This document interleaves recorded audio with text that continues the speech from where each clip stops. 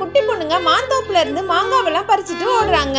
ஆனா கரெக்டா இப்ப தோப்புக்காரத்தையும் மாட்டிக்கிறாங்க. அந்த குட்டி பொண்ணுங்களோட அம்மா அப்பா எல்லாம் வந்து கூட்டிட்டு போயிடுறாங்க. கடைசியா இந்த பொண்ணு மட்டும் நின்னுட்டு இருக்கா. நீ அந்த தேவதாசியோட பொண்ணு தானேன்னு சொல்லிட்டு அந்த பொண்ணை கொம்பு வச்சு கையிலேயே அடிச்சுட்டு இனிமே இந்த பக்கமே வரக்கூடாதுன்னு சொல்லி விரட்டி விட்டுறாரு. ஆக்சுவலி இந்த பொண்ணோட அம்மா ஒரு தேவதாசி. இவங்களுக்கு இப்ப உடம்பு ரொம்பவும் முடியாம போயிடுது. அதனால இந்த கோயிலோட தர்மகத்தா இவங்களுக்கு பதிலா இவங்க பொண்ணை தேவதாசியா மாத்திடலாம்னு சொல்லி முடிவு பண்றாரு. இதை தெரிஞ்ச இந்த குட்டி பொண்ணோட அம்மா தன் மகளை எப்படியாவது பார்த்த முயற்சி பண்றாங்க. ஆனா அதுக்குள்ள இறந்தும் போயிடுறாங்க. இப்ப தர்மகத்தோட ஆட்களும் அந்த பொண்ணோட வீட்டுக்கு வந்து கதவையே தட்டிட்டு இருக்காங்க. இந்த குட்டி பொண்ணோட பாட்டியும் நீ இந்த ஊரை விட்டு எப்படியாவது தப்பிச்சு போயிடுமா, இதுதான் உங்க அம்மாவோட கடைசி ஆசைன்னு சொல்லி அனுப்பி வைக்கிறாங்க. இந்த குட்டி பொண்ணு ஓடி போய் ஒரு மாந்தோப்புல படுத்து தூங்கிடுறா. அங்க இருக்க தோப்புக்காரர் இந்த பொண்ணை பார்த்துட்டு இந்த குட்டி பொண்ணோட நிலைமையை புரிஞ்சுக்கிட்டு அதுக்கு சாப்பாடுலாம் ஊட்டி இந்த குழந்தைய எப்படியாவது இங்க இருந்து அமிச்சிடும்னு சொல்லிட்டு மறுநாள் காலையில கூட்டிட்டு போறாரு. இப்ப விடிஞ்சது அந்த குட்டி பொண்ணை தன்னோட சைக்கிள்ல கூட்டிட்டு பஸ் ஏத்தி விடுறதுக்காக போறப்போ அந்த ஊராளுங்க பாத்துறாங்க. எப்படியோ கஷ்டப்பட்டு போயிட்டு அந்த குட்டி பொண்ணை பஸ் ஏத்தி விட்டுறாரு. எப்படியாவது டவுனுக்கு தப்பிச்சு போயிடுமா, வழியில எங்கேயும் இறங்கிடாத, பஸ்டா இந்த மாங்காவை சாப்பிடுன்னு சொல்லிட்டு மாங்காவையும் கொடுத்து அங்க இருந்து அனுப்பி வச்சிடறாரு.